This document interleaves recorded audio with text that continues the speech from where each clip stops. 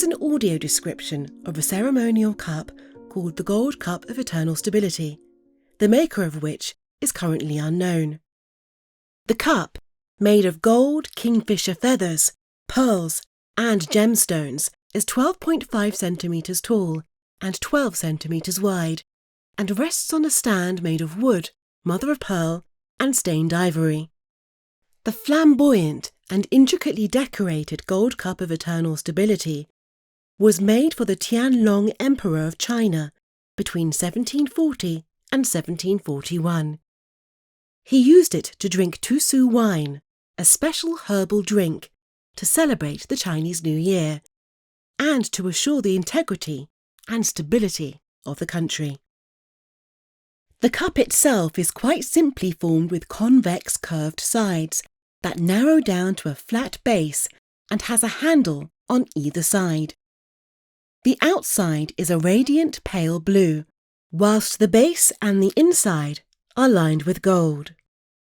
It is covered in gold metalwork, as though it has been inserted into a heavily encrusted shell of gold filigree studded with gemstones, and it is this decoration that gives the cup its splendour. The decoration is dense and textured, with stylised acanthus and other leaves linked by sinuous, winding stems and tendrils. In the centre, at front and back, is a large stylised flower, rather like a sunflower. It has a pearl at the centre and is surrounded with a burst of gold petals. Other, smaller flowers are spaced out to encircle the top and bottom of the cup, each with a different coloured gemstone in the centre, either red, grey or blue. Around the rim of the cup is a narrow gold and blue band that holds a pattern similar to the Greek key pattern, and two small sections with Chinese characters written in gold.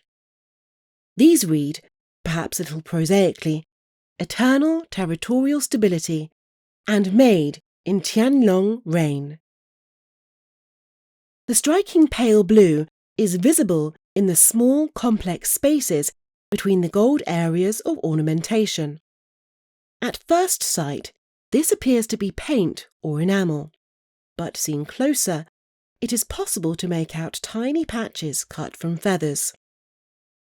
These are kingfisher feathers, with the central shaft removed and the remaining veins cut into tiny shards and pieced together like a jigsaw. The gold handles are in the shape of a strange mythical beast, perhaps a dragon, the Chinese symbol of good fortune. Seen side view, they face into the cup and are almost two-dimensional, little more than a gold silhouette. Their heads are level with the top rim of the cup, and their bodies snake down 2/3 of its height. On the side of each face is etched an open eye, as if looking out at us.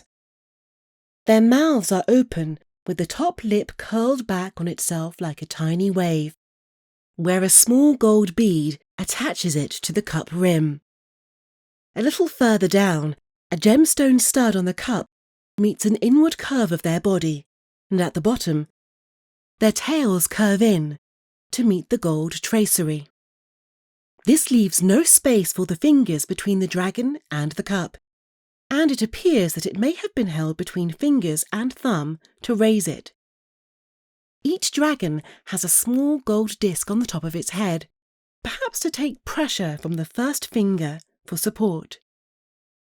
There are 3 delicately moulded gold elephant heads arranged round the base of the cup. They face outwards, their ears almost meeting each other around the base of the cup. Their eyes are little more than slits on the steep downward diagonal, suggesting the head is lowered, and each has a gemstone set in the centre of the forehead. Their trunks sweep down in an elegant concave curve and coil under into a loop, making a tripod with tiny feet to support the cup. Slender tusks curve down to a delicate point on either side of the trunks.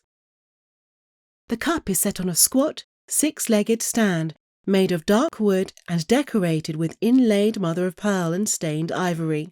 in a pattern of stylized leaves and flowers. Tiny metal staples are threaded through the loop made by the elephant's trunks and driven into the wood to keep the cup stable. The stand is a 19th century addition, possibly made for the display of the cup in the collection. This cup might have been the second that was made for the emperor. The first, which is also in the collection, is very similar, but slightly smaller. It is not as bright, its metal alloy containing a smaller quantity of gold. This might have been the prototype made a year earlier than the one described, which was adjusted according to the emperor's wishes and made a year later. 4 cups have been recorded in total. The other 2 are in the palace museums in Beijing and Taipei.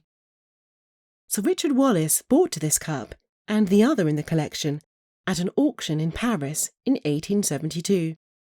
In the sale catalogue, they were described as coming from the Summer Palace in Beijing.